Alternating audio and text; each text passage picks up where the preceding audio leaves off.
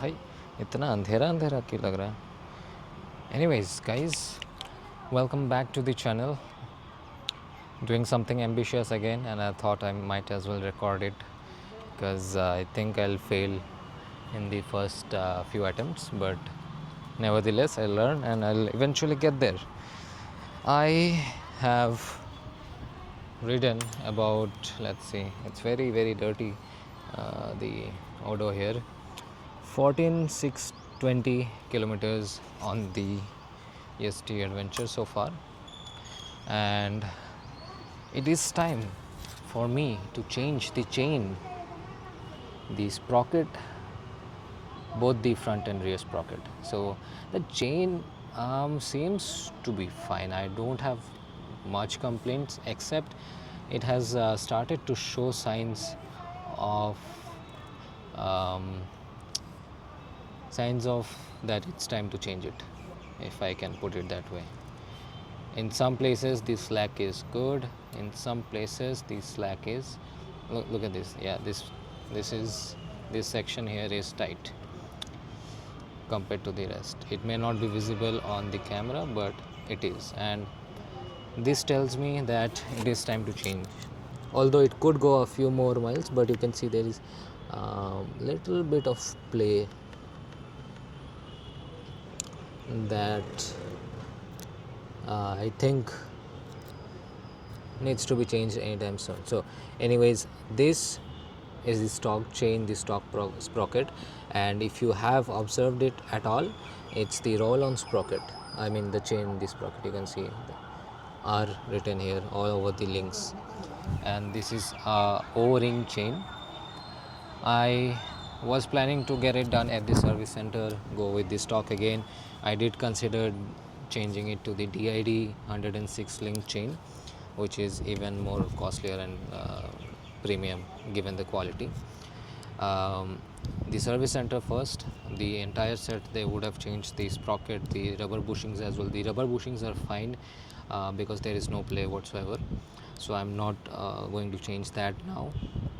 Besides, after doing a little bit more research, I found that Rolon, the company selling this to Yezdi, is making a similar aftermarket thing for the Yezdi Adventure and the Roadster as well.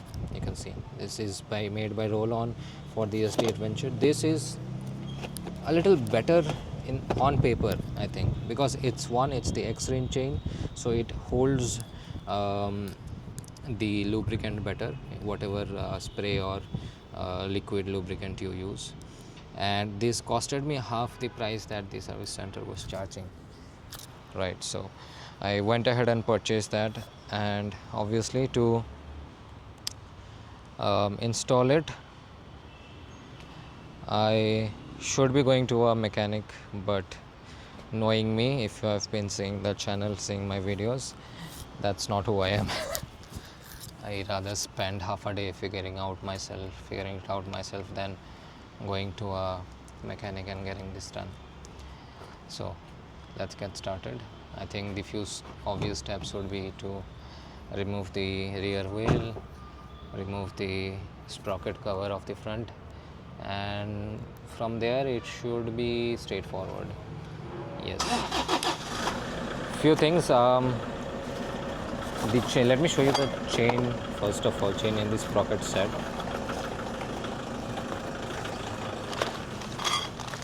Yep,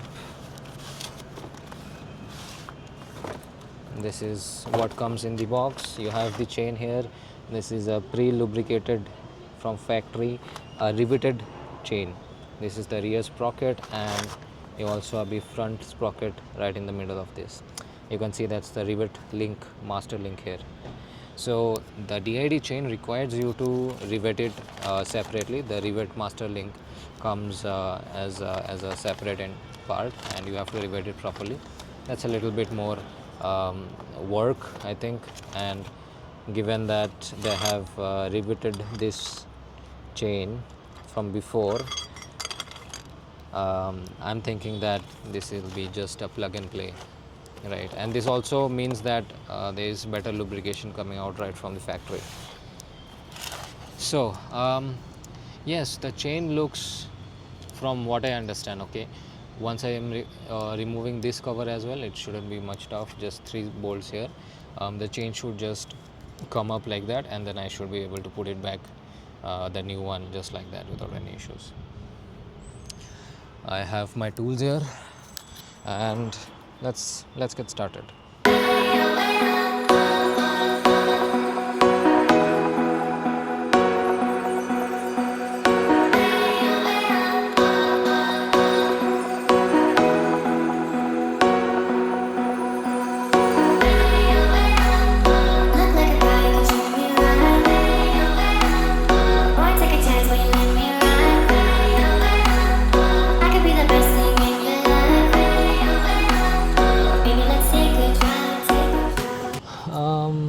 So by the looks of it, I don't think the sprocket needs to be changed really, but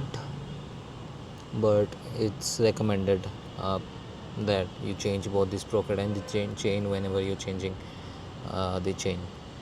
So we'll do one thing, we'll take it out and then we will see the condition, compare it to the new one and see the condition of it, and then take a call. Maybe I will end up changing it, but yeah, let's see.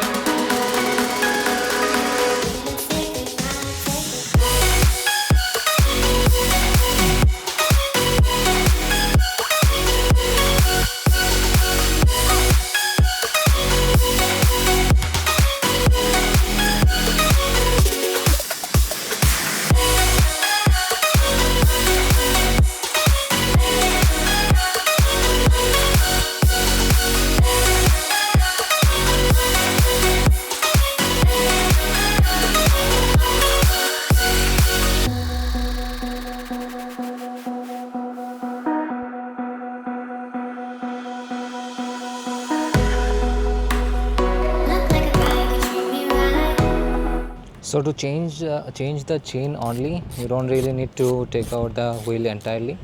From what I understand, the chain should just come off as you take the axle nut a little bit front.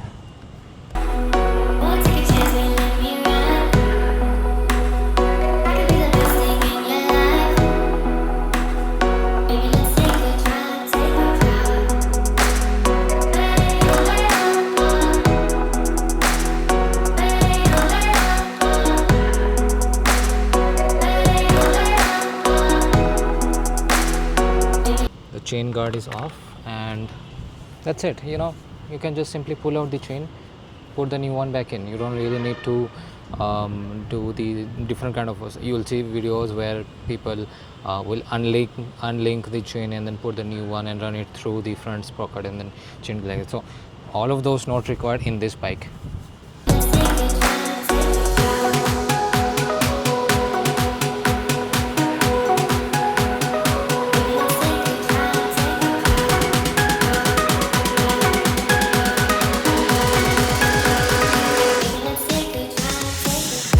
Yep, there we have it, the old chain, and the links look fine to me actually. I don't see any stiffness in any of this. Oh, there is a little bit stiffness in this section.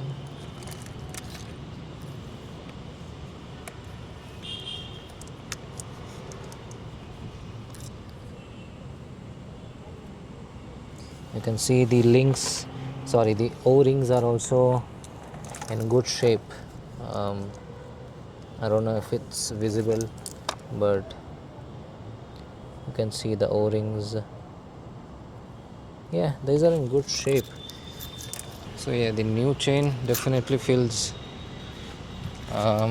little bit more flexible in terms of the links. Yeah, and you can see the X rings. This one is the X ring. These are all well lubricated, so no worries there. I don't feel that the front sprocket is worn out yet, because from teeth to teeth I don't see any such bending, or so I think I'll just, I don't know, I may just stick to the old one here. Even this, the sprocket looks in really good shape to me, you know.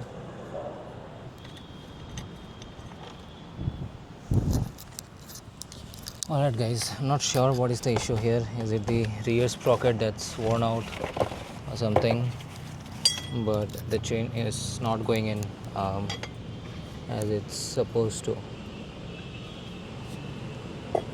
The sprocket looks just fine to me actually. I don't see any issue. Teeth to teeth looks just fine to me. So a quick learning here, quick but very important. Oh my god, I have grease. God damn.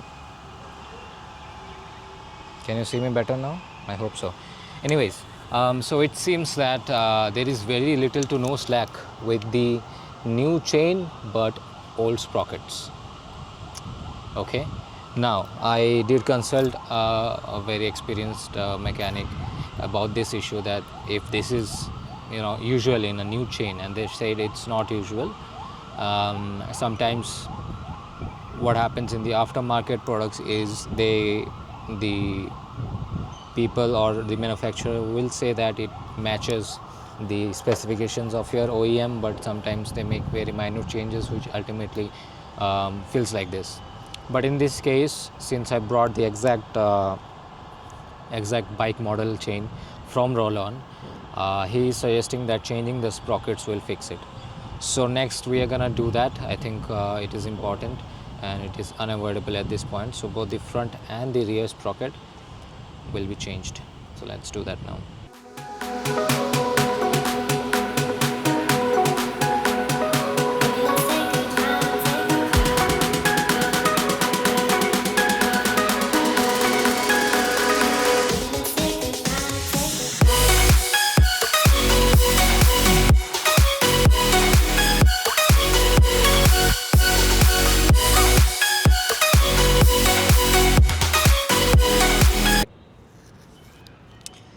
This is the old sprocket, front one, and this is the new. If you look carefully, very little difference. I don't know if it's visible in the camera, but there is very little difference in terms of the wear and tear. So if I have to make it clear, the gap between one teeth and the other, this has increased in the old one, and upon noticing a little closer, this has also bent a little bit. So this needs to be changed, very obvious. Now this, you can see the gap between two teeth are not obvious. This is a new one, there is no problem in that, and all these sprockets are in the right direction as well.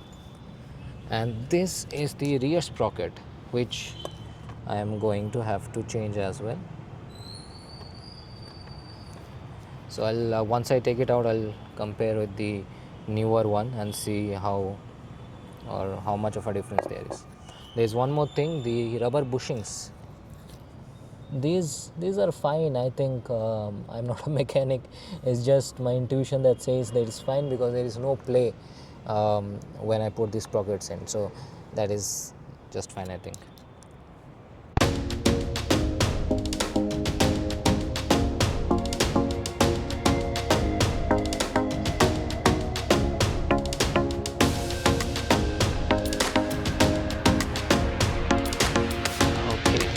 See, this is the old sprocket, rear sprocket, and this is the new one. There is no doubt that the chain wasn't fitting in the old one, because if you see, I think it is at least 4 to 5 millimeters shorter than the stock one.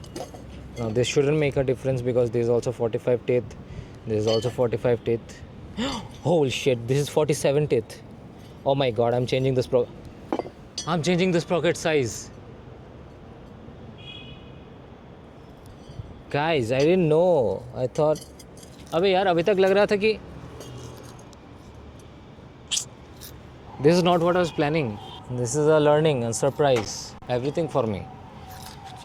So the stock comes with a 13T front and a 47T on the rear. But the roll-on that I bought from the aftermarket comes with a 13T in the front and a 45 in the rear. So do a little bit of research and you will know what will be the difference in torque and top speed when you change just three or two teeths. 45, 47, yeah, two teeths. The difference is not much, but your top speed is supposed to increase. Is this something that I was planning? No. But do I have an option now? No.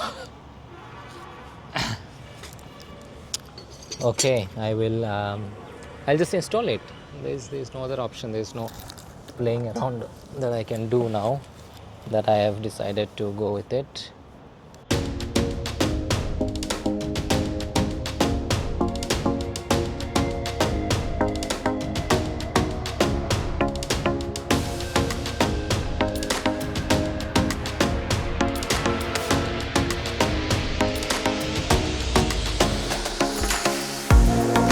Okay, guys, the sprockets are in.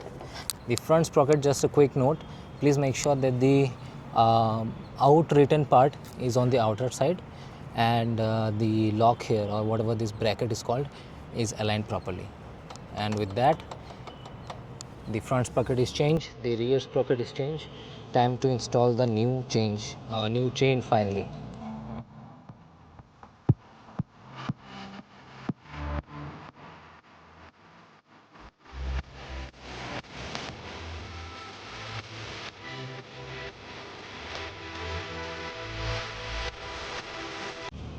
And there you go, the chain just fits in perfectly, easily, no problem at all. I'll quickly torque up these bolts that I had left for later and finish the installation quick. All right everyone, the sun is out and so is the work done. The chain is finally replaced with both the front and the rear sprockets changed. So to reiterate, I have the 13 teeth in the front and changed it to, I had no other option, changed it to 45 teeth in the rear compared to the 47 that was in stock.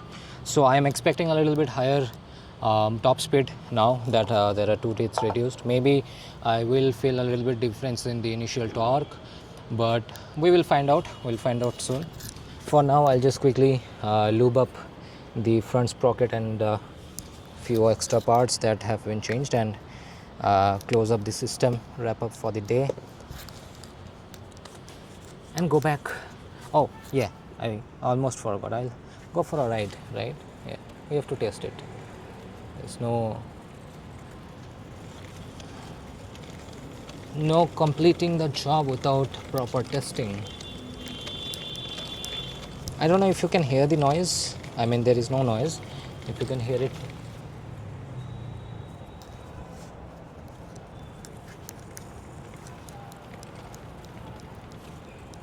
yeah, it's pretty silent.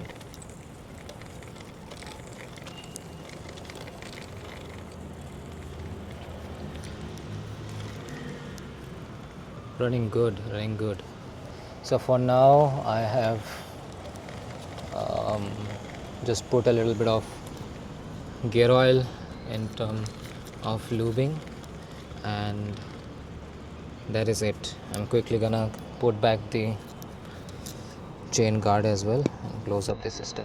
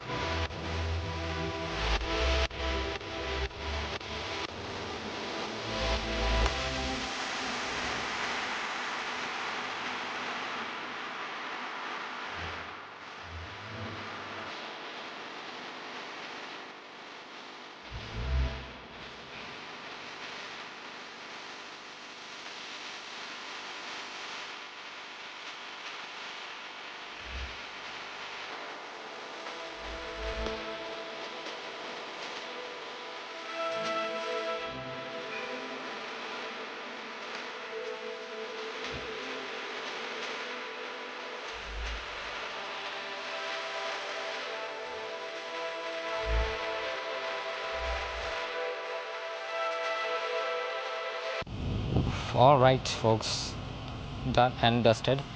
um, Learnings, and I have always been a fan of it. um, Basically, the bigger the rear sprocket, the more torque you get, the less the top end would be. So you would find a larger rear sprocket on, like, say, some stunt bikes, right? That helps you do wheelies and stuff. But smaller the rear sprocket, higher the top end, but the bottom end should be, I mean, the torque should be more or less the same. Now, there is going to be a very fraction of a little difference if you do the maths correctly. But yeah, that is not something that should be a lot of issue for me. But yes, if you are planning to get the Rolon Yezdi Adventure kit, this is something you have to keep in mind. You are reducing the rear sprocket by 2 teeths, and there is not an issue, there is just fine. Instead, I think this will be better on the highways now. And all done and dusted, I'll just quickly start it up for you. I indeed feel the noise-free thing happening. I don't hear any noise from the chain so far. Although it has been only a few minutes since I installed it. But yeah, I'll go for a quick ride, and I'm sure it's gonna be all good.